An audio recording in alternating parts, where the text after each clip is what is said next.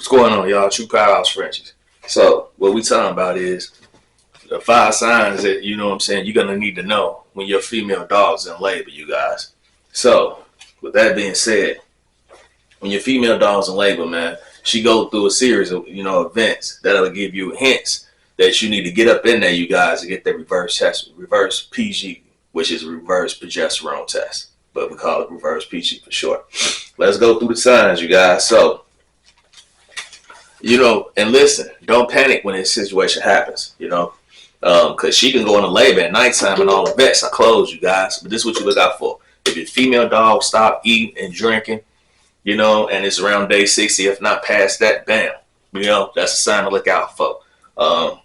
You got a sign where, she's, when you give her a temperature, you check her temperature. If she's running, if her temperature dropping towards 98, typically, you need to get in the vet.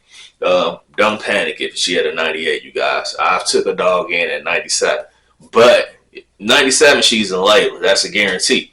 98, dogs are in labor, but you don't want to drop it lower than 97.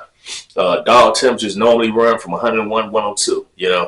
You might catch some at 103, but for me, I've seen them from 100, 101, 102. That's that range. So when it start going 98, you guys, 99, 98, by the time she get 98, you should be trying to figure out is the next sign. And the next sign would be panting. That's 3.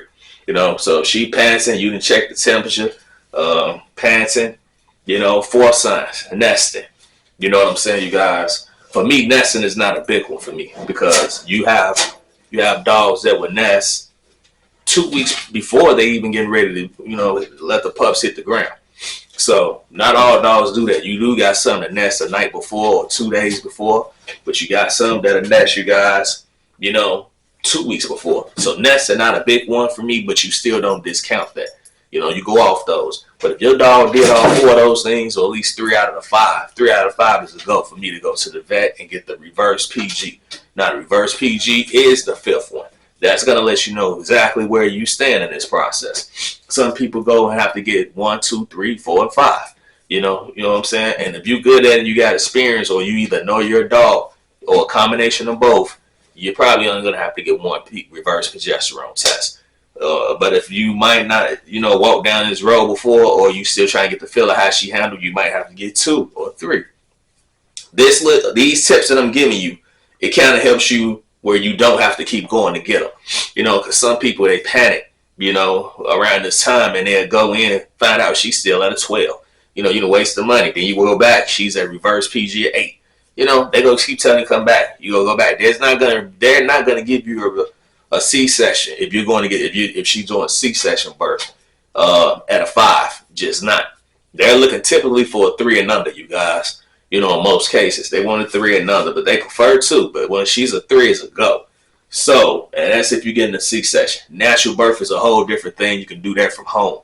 Even doing that from home, you guys, you can still get a dog caught, in a canal, and now on pup number 4 or such, or a 5, and have to go to the vet and let the vet pull out the remaining.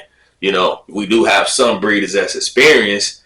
Not saying that you should try, but they feel like they can pull out that one that's stuck. So let's say it's 3 or 4, and bam, you pull out the one that's stuck, and then the rest will come out. If now you got 6, you got your pup 7, you got your pup 8, and this if you got bullies or something.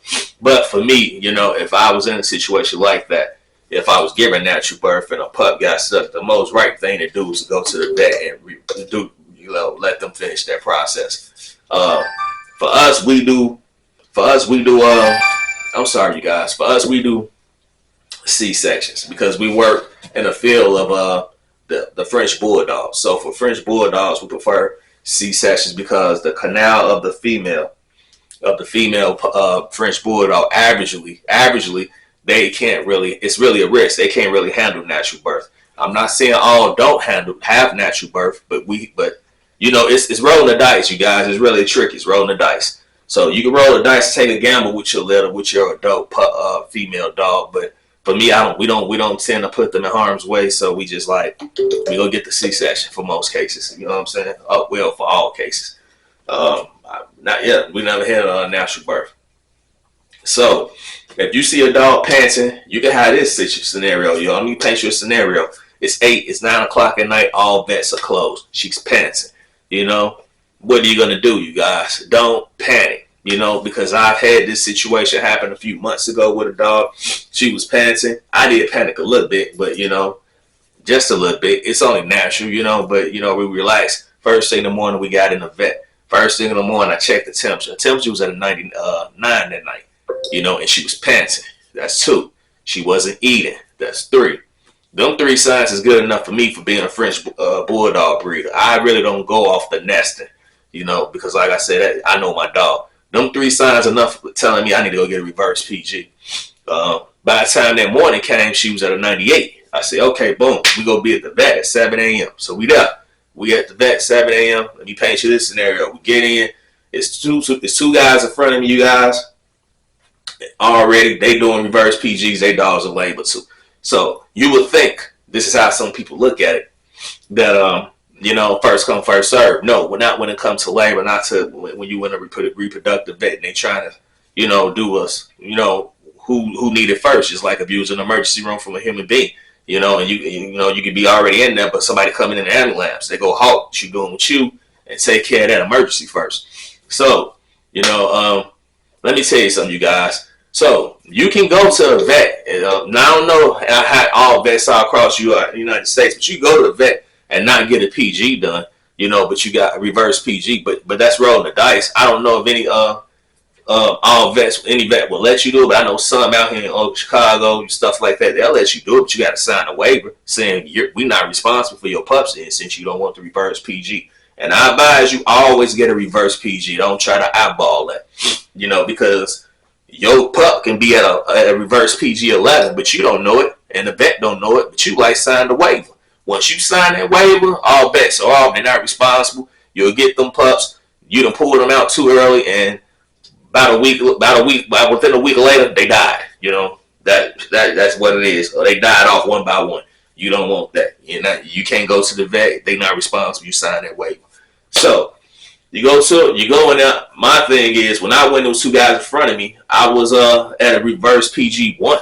You know, I had a guy that was at a 3, and I had a guy that was at a 6. The guy that was at a 6, no, the guy that was at a 3 went to another vet because he was mad because they bumped me up.